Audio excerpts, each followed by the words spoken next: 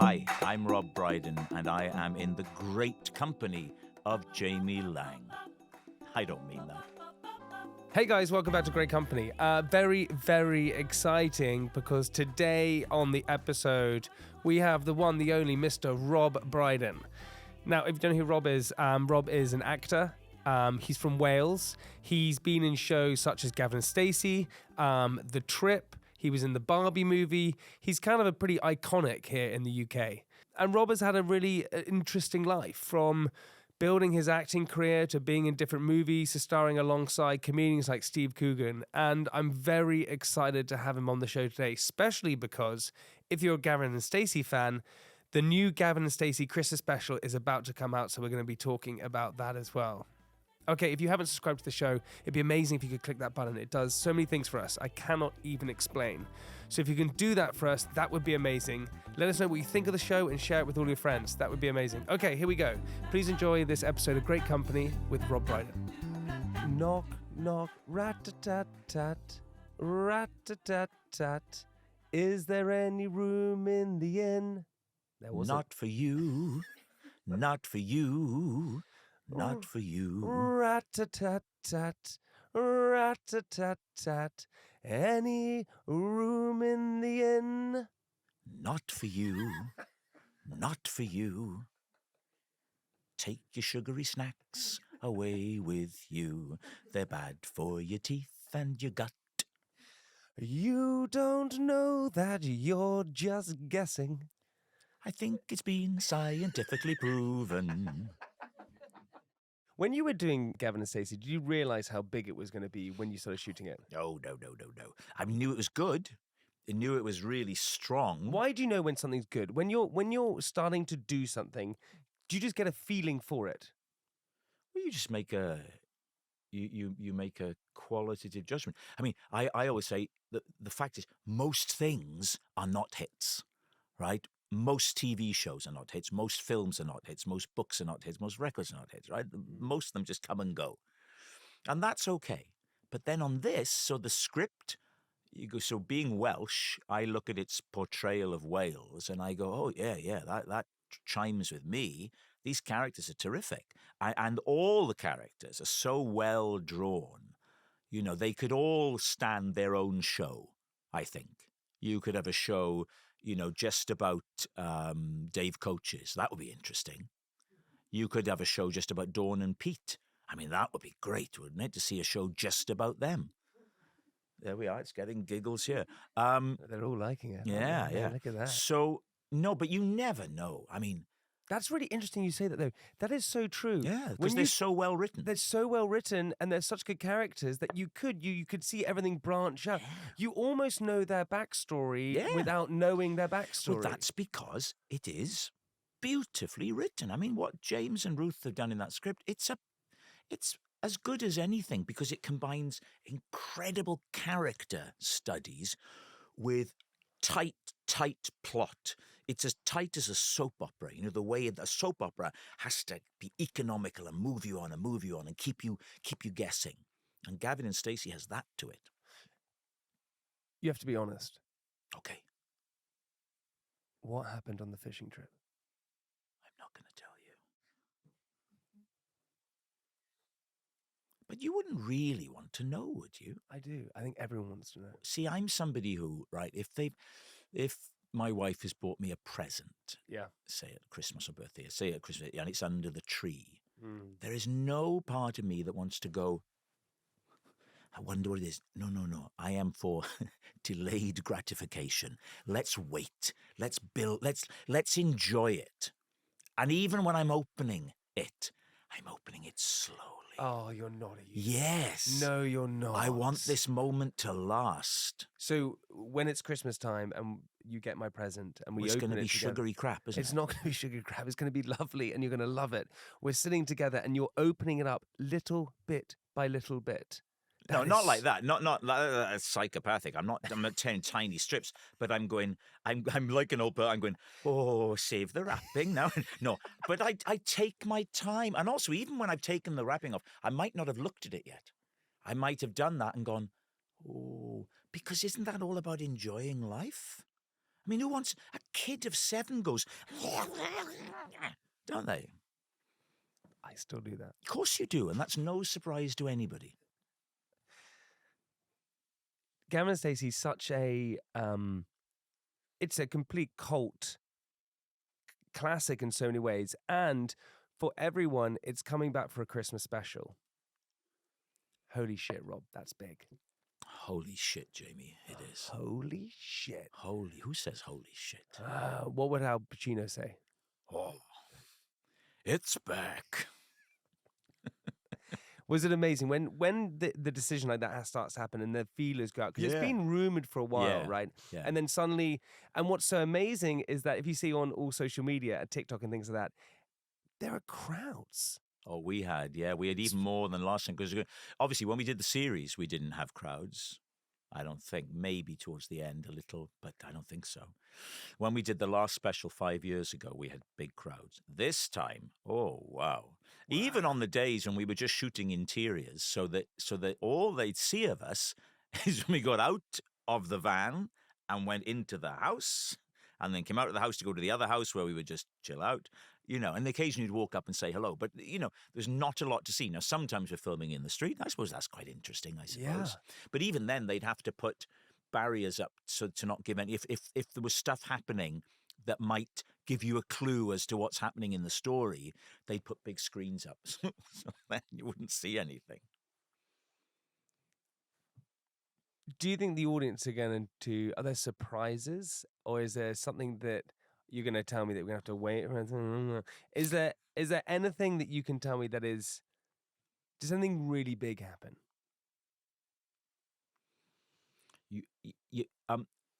I've been instructed to not let anything, and I am terrified of being the idiot who says something. Ruth, not so much James, Ruth is one of the most secretive. She likes to keep everything on that. If we were to discover one day that Ruth works for Putin, I'd go, I can see that, yeah. How did it feel to get everyone back together? It felt beautiful. Really? It felt so emotional. I thought it would feel emotional on the last day, which indeed it did, floods of tears. But anytime we were doing a sort of communal scene where there's a bunch of us, I would sit there and I'd look and I'd see Alison Steadman and Larry Lamb, and I'd see Ruth, I'd see James, and, and I would think, wow, the word journey is overused, so let's not indulge it now. But I would say, wow, I have lived this experience with these people, and it's been 20 years pretty much now since it sort of began, more or less 20 years. And we've all grown and changed. Jo's had a lot of kids she didn't have when we started, all sorts of, we lost Maggie John, who played Doris. We've all gone and done our different things. James, I suppose, most notably, he went off and he conquered America. Wow, right, it's amazing. Which he doesn't get the praise for that he deserves. I mean, unprecedented. Who else has done that? And there we all were, back in the room. And so, yeah, it was really emotional. Do you find it easy to get emotional? Yes. My children would say yes. Dad's tearing up. Yeah. I do. Yeah. I like it as well. I think. I like it as well. I really I do. like emotion, Rob, as well. No, what are you but saying? I like it as well. I really like.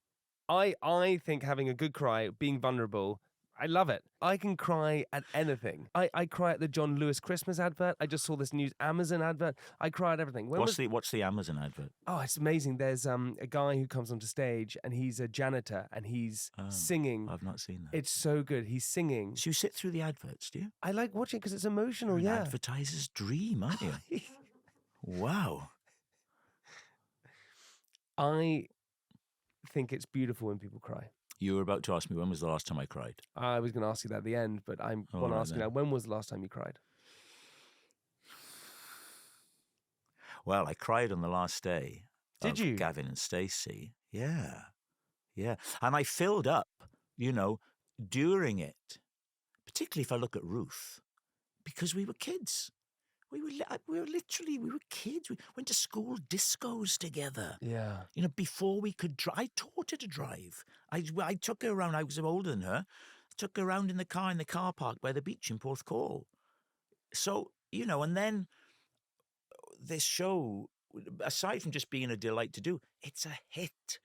Everybody wants a hit. That's the other element you've got to put in, the experience Yeah. of getting back together, right? Is we're all aware, hey, we're in a hit. And actors like to be in hits, and they're very hard to come by. They're very hard to come by. Rod, do you think you were put on this earth to entertain?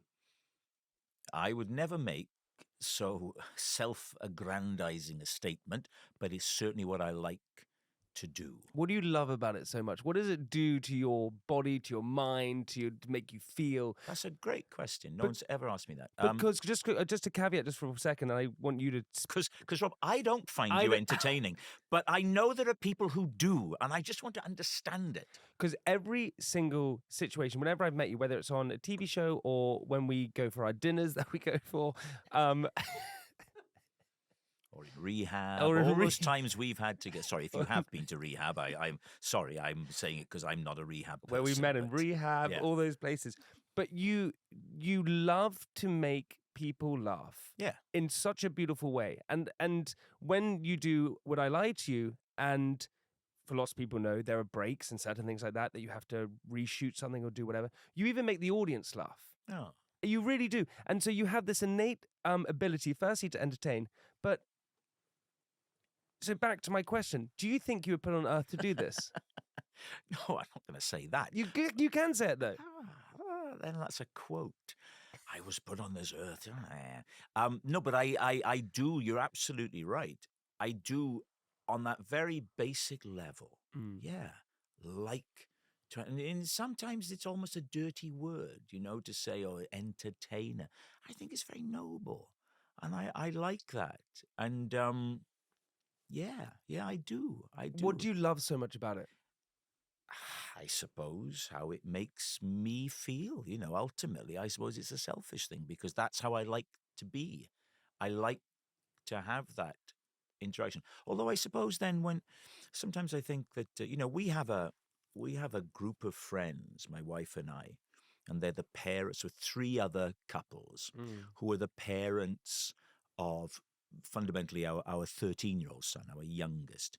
And we really hit it off with them. And we have holidays that we hang out together with barbecues and stuff. And it occurs to me that, with them, I probably don't, other now and again, I will try and be funny. But generally, I sort of don't with them. I like just being, Does that make sense? That makes total sense. That's interesting. Because then, I tell you what I had for a bit. Because I did a reality show for so long, which I don't know if you've seen it. We won a BAFTA. You haven't, but that's fine. And you know what? That's true.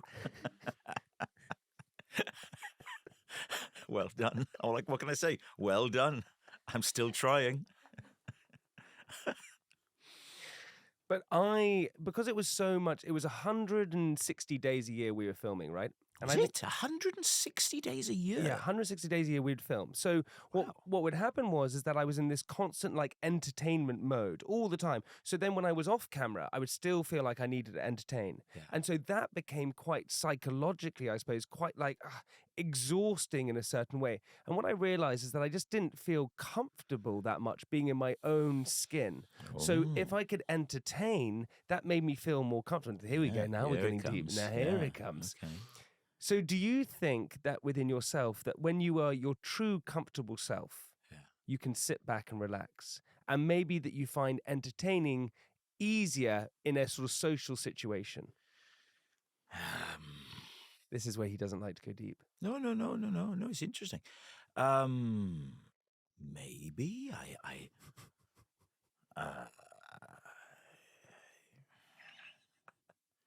well, that's a big old question. It's a big old question. You can't just rattle off, and I'm giving it some thought. I mean, I don't honestly don't know how to answer your question. I mean, Well, I suppose the question is can you this. ask it again in a different way? And Okay, I'll ask in a different way. You're asking, am I comfortable in my own skin? I don't know. Maybe I'm asking something different. When you were a child, Yes. did you realize that if you could make people laugh and entertain people, you could gain popularity and become friends with people? I suppose I was aware of that, but it was the other way around. I think it was just who I was. Mm. And the things that you talked about were a benefit of being that person. Got you. Yeah? Yeah. So I was never particularly judgmental or opinionated about things. I've always been real kind of centrist, you know? And but equally swayed by, I mean, typically I will hear a politician from the left talking and I'll say, well, that makes sense. And then I'll hear a politician from the right talking. And I honestly, I mean, and I'm very embarrassed by this. I'll go, well, I mean, that makes sense. Right. I'm exactly the same. Yeah, I Yeah. get swayed very easily. I mean, I watch Question Time and I go, well, yeah, yes. But that's always been in me. And in fact, the first thing I did that was any good was a show called Marion and Jeff, which was a series of monologues, a taxi driver, like an alter ego for me. And he has a line in it, which I think is quite revealing about me because he says, I will always see the other side. He said, if Michael Owen scores a goal, he was a footballer years ago, I'm delighted, but I will spare a thought for the goalkeeper. Now, that's a comic line, but at its root, I can see a lot of me in that. So I find it quite hard to be especially opinionated about anything, really, because I go, well, there's always the other side. But that's a nice way to be, I think. Yes and no. I think but even you saying that, Rob, is so nice. I sat with Alain de Botton. Do you know who that is? Yes, I do. Yes. He's amazing, right? Yes. And he said, which I'm going to ask you at the end. I said, what's your biggest... You know when you ask, do you know who that is? Yeah. Is that because you think, lightweight Rob wouldn't be aware of modern-day philosopher Alain de Botton? Yeah, I thought that. I bet you did, didn't you? I did, yeah. I bet you did. I bet you. Otherwise, you wouldn't have asked me. Do you know polite. who he is? I was being polite. No, you were being patronising. It was not patronising. Have you ever heard, Jimmy, of Sigmund Freud?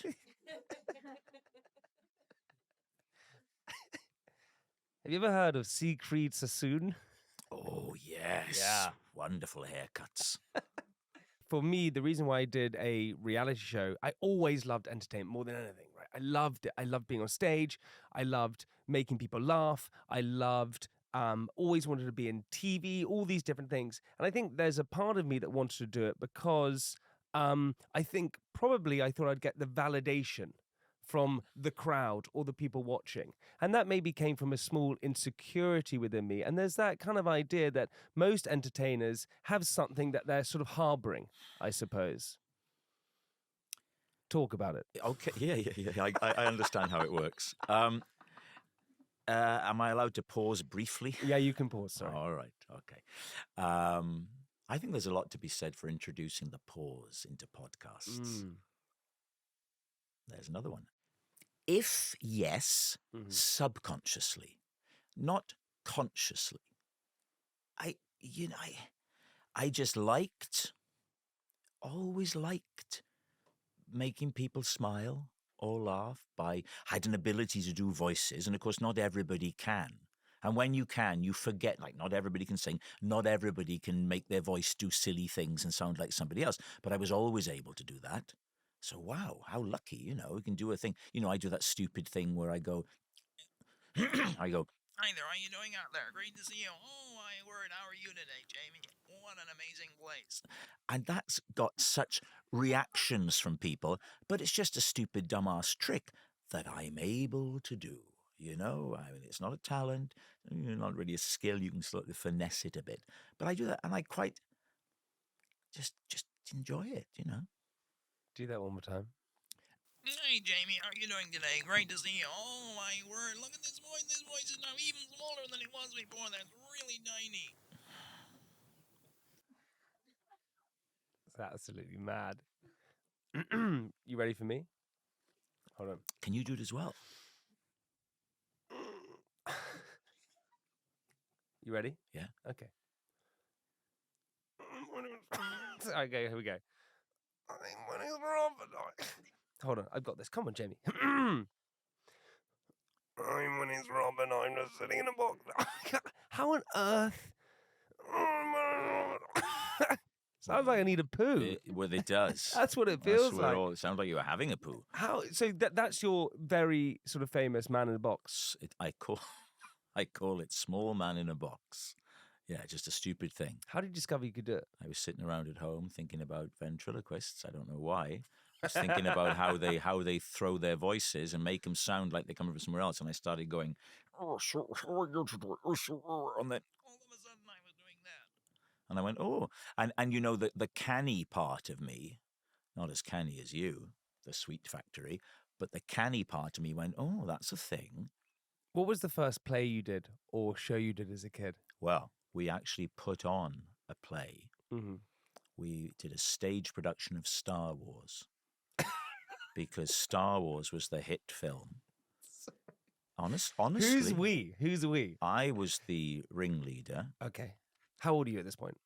I think when did Star Wars come out? 77? 78? Yeah. I'm 12, maybe, 13. Oh, okay. We write a script. Mm-hmm. I'm Luke Skywalker. Of course. We couldn't make an R2-D2. It's a very challenging shape with the thing. So at the time, Doctor Who was on, and they had a little dog robot called K9, which was a much more achievable shape. So we made that. We had toy lightsabers. We made a door on the starship out of silver foil, and the stormtroopers were dressed in white skateboard helmets, the plastic stormtrooper mask with the elastic, and cricket whites to look like stormtroopers. Mm-hmm. And they, at the beginning, to make their entrance, they burst through the silver foil. It was quite dramatic. That is dramatic. I played Luke, and before we started, I went out the front in front of the curtain and did jokes from the Two Ronnies joke book. So that was probably my first stand up on stage telling jokes. So we did that, and then I moved schools, and I went to Porthcawl Comprehensive, and I met Ruth Jones there, and they had a superb drama department with a young, dynamic drama teacher who put on brilliant musicals every year, and that was me. That was my life mapped out. I heard a rumor that you stole money from Catherine Zeta Jones. Yeah, well, there's some truth in that. Catherine Zeta Jones, I mean, every school I went to had a future star. Yeah. Honestly, the first little school I went to, Eddie Izzard was at. Not when I was there. He was there 2 years before. Yeah. And then... Love Eddie Izzard. Well, of course. Everybody does. Unbelievable. Eddie and I have shared photos of the school sports day. Eddie's good at everything. He's probably very good, but I've got me coming last in the sack race. Then Catherine Zeta Jones was at this school in Swansea, very young, doing tap dancing and performing. And one day, as I was arriving at school, her mum had just dropped her off and said, "Oh, I've forgotten to give Catherine a dinner money." It was about £1 in change, I think, from memory. "Would you give it to her?" I said, "Yes." So I took it, put it in my pocket. Forgot all about it. And then we would go down to town at lunchtime and have fish and chips or whatever. And I remember coming back, and we were at a sweet shop then. And I go, "Wow, I'm cash rich. What's going on here?" Forgot, and I spent the money. So it wasn't really theft. That is theft. No, it's me forgetting. It's me forgetting even at that age. And then Ruth was then at this other school, and that began that sort of lifelong friendship with her. Everybody around me behaved to me as though I was talented and as though I was good. That's all I've ever known, really, in my life from when I was a little kid, is people going, "Oh, he's very good. Oh, he's good. Oh, Robert's very good, isn't he, with the voice? Oh, he's good." That's all I've had. So you had that inner confidence. Yeah, I never had that. See, where I come from is just Port Talbot. You hear, don't you? You hear actors say, "Oh, see, where I come from, there weren't any actors." So where I come from, where Richard Burton and Anthony Hopkins are from. So you go, well, yeah, you can become an actor from here. And Tom Jones wasn't that far away, and Shirley Bassey wasn't that far away. Catherine is younger than me, but Catherine Zeta Jones is just down the road. Michael Sheen is. I mean, my God, you can't move. So you almost feel like you were failing. You were like... Exactly. Well, it's just expected of you, isn't it? The people in Wales that don't become famous artists of one type or another, they stand out more than the ones that do. I think acting's a sort of hard gig in lots of ways, and especially the entertainment industry. You don't say. But I do, because it's so hard to get success. You said that as if nobody's ever... lots of people... Of course it is. Lots of people don't know that, because I think it's hard to get successful. It's hard to get work. And something like last year, I think the statistics are something like that. 92% of working actors and actresses earned under £10,000. Yes, everybody knows that. No, not. Does anyone know it here? No, shaking heads. See, there you go. That's more. That just says who you hang out with. These people should be at school. But it's true. It's great. So firstly, is it an inset day? Is that why you're here? Yeah, what is this is the real kids who turned up. But it's hard. So firstly, it's hard to get any work whatsoever. Yeah. Then you potentially get... The odds are all stacked against you. I mean, it's hard to get an agent, right? Anything. It's hard to get any sort of work, and then it's hard to keep working, and it's hard to be in a hit, and then if you're in a hit, it's hard to get another hit. It's really hard. It's really hard. So you can only do it if you love it, and I always say to people, you can only do it if you have to do it. So it has what to do you be. Mean if you have well, it to has to be like a calling. It has to be like a vocation. You've got to, because if you had the decency to read my autobiography, you'd see all the rejection that I went through, years and years and years of it. Talk about it. And what rejection? And you'd read that, and you'd go, why the hell didn't you give up?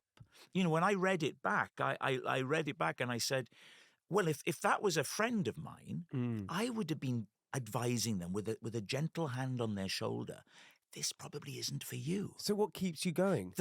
As I said, pay attention, Jamie. It has to be like a calling, right? It has to be like a vocation. You need to do it. You need to do it, because that's where you feel that you are you. That's where you are being yourself, is doing that. What jobs do you take in between?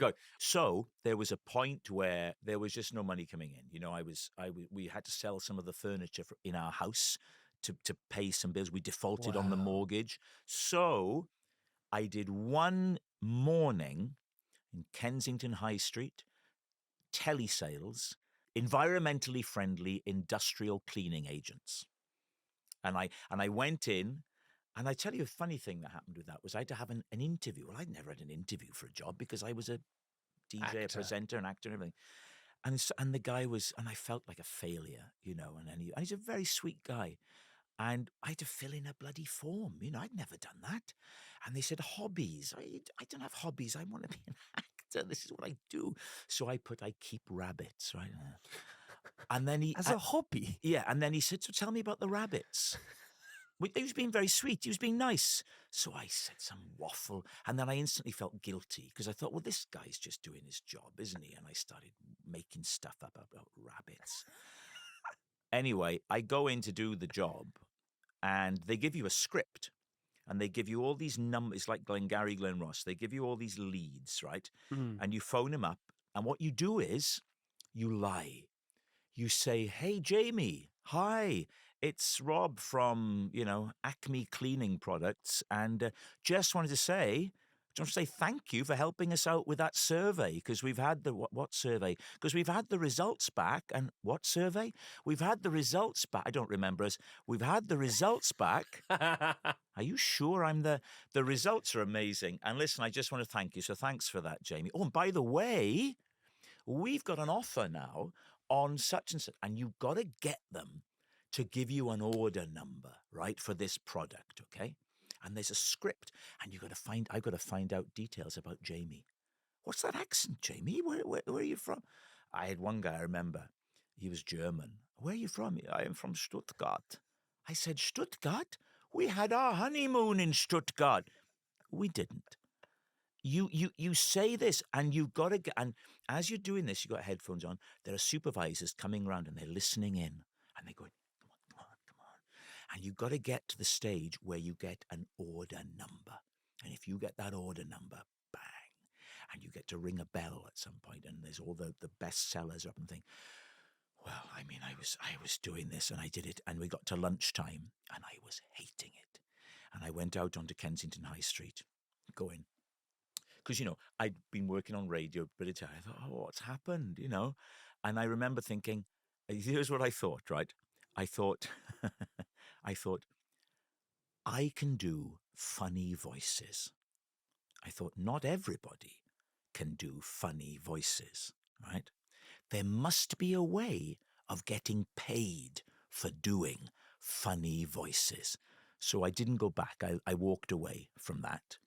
And I got home and I started to blitz voice agents, production companies, trying to get voice work.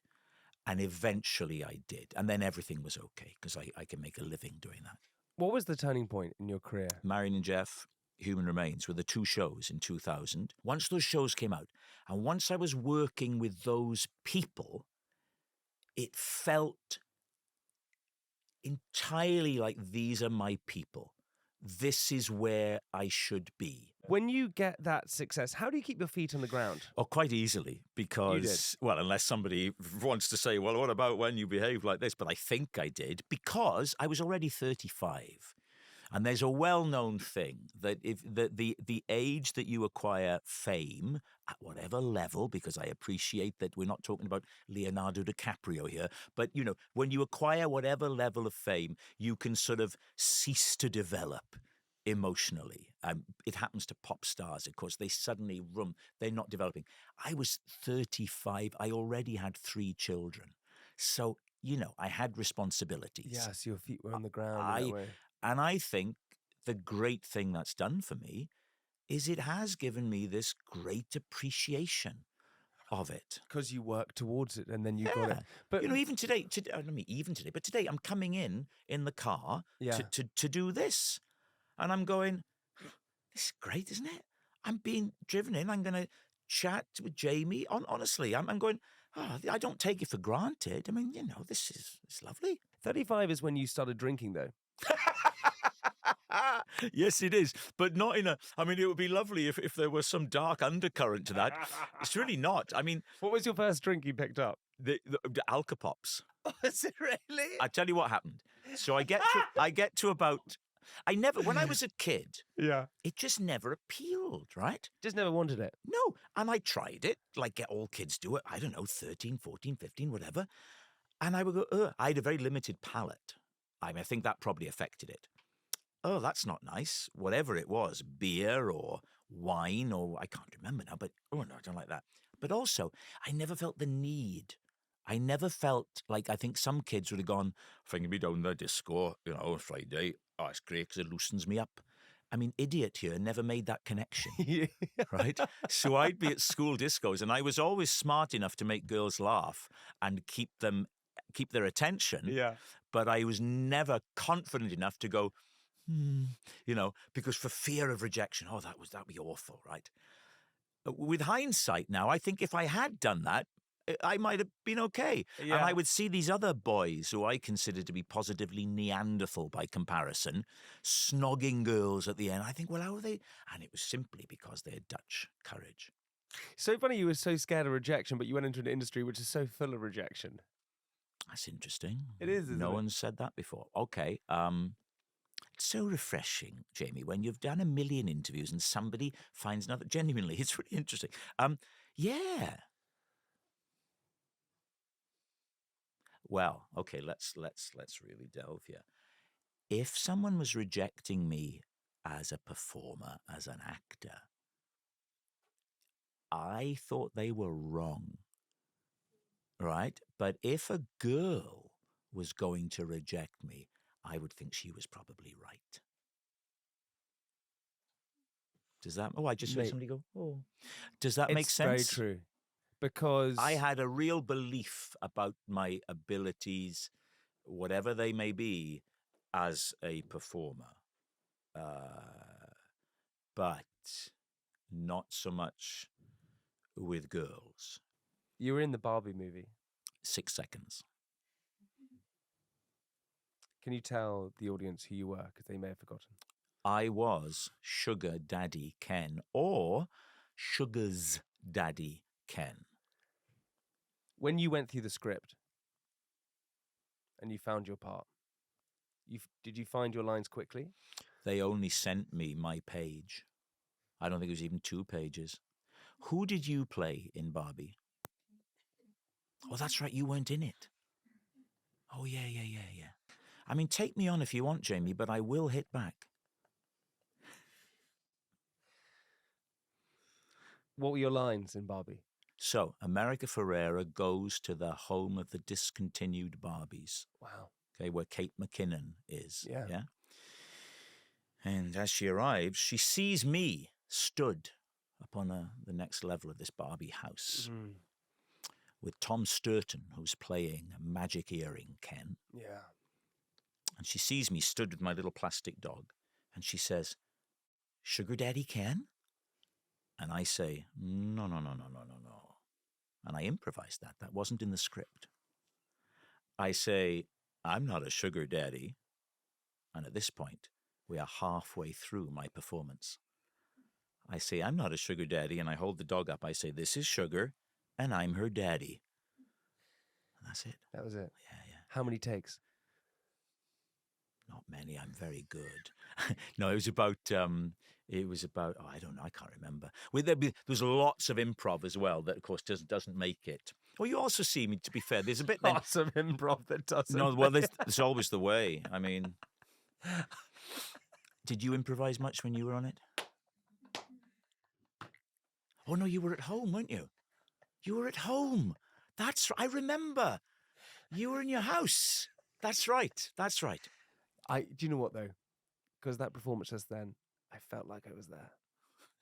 I tell you what, if you went to the cinema to see it and you had a box of Maltesers, You'd miss it. and you looked down at the wrong time, you would have no idea I was anywhere near that film. So do you get paid for it? No, Jamie. I thought it was a favour.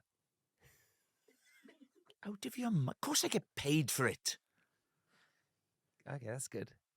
You honestly think? Just for what, work experience? I thought that's what you'd...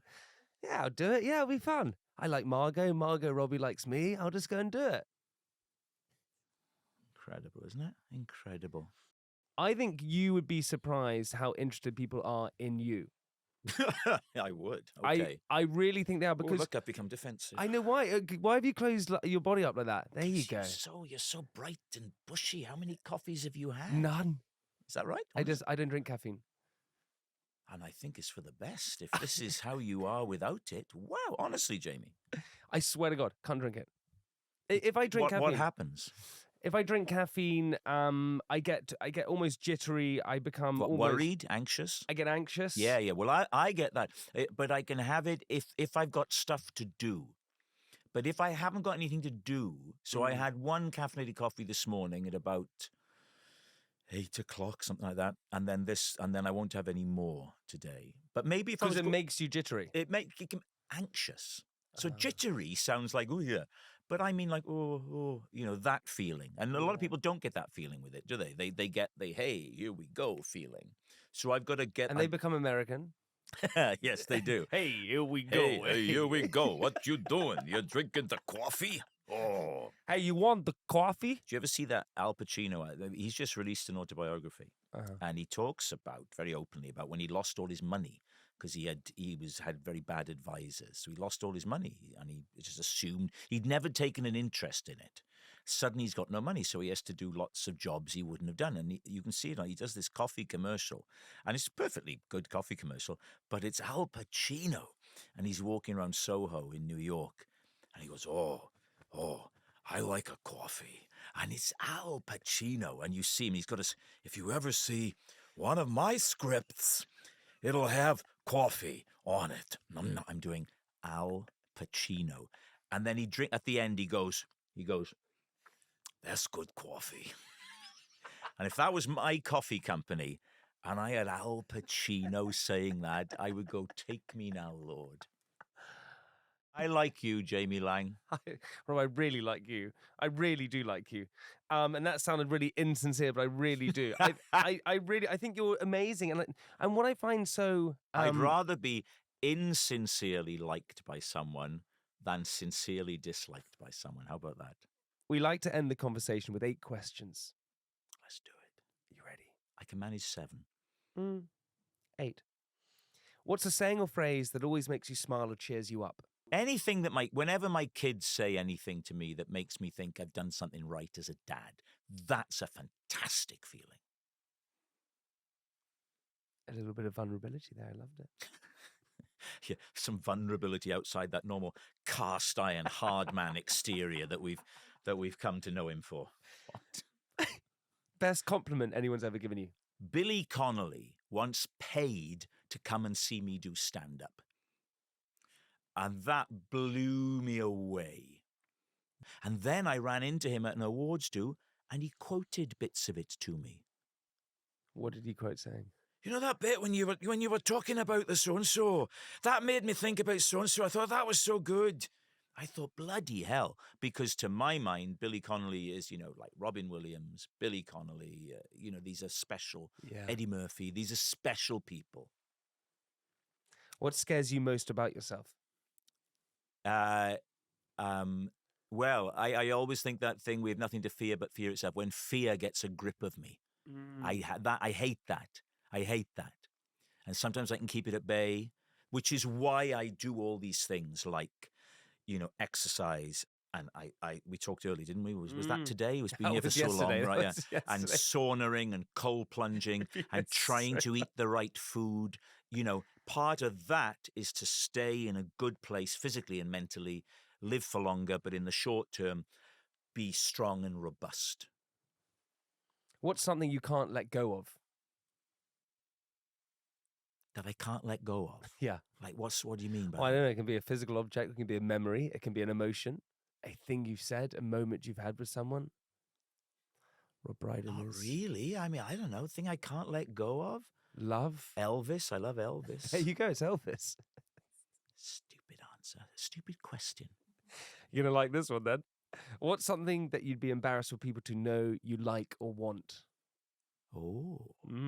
Is there any embarrassment anymore? I don't think so. I don't know if there is there? I don't like acne scars. I'd like nicer skin. I'd like skin like yours. You have beautiful But I'm not skin. embarrassed by that. I mean, that's just, as you said, it's wonderful vulnerability, isn't it? What turns you off? Oh, okay, right. What turns me off? Oh, all the typical terrible reactionary, he's getting older things. People being inconsiderate. I mean, they're pathetic Daily Mail things. People throwing litter out of the car window. I don't understand that. People having their seat up on their feet up on the seat on a train. Those things. People not being considerate of other people. People vaping in the street when you're behind them, and you get this nuclear fusion plant of vapor. Seeing somebody holding their vape and feeling sorry for that level of dependency, that annoys me. People smoking, although now I look more kindly on smoking because I think it's not as bad as vaping. People vaping surreptitiously with those little plastic ones that don't give much and they think you can't see. The other vapors with the lightsaber thing in their hand who stand like that and go...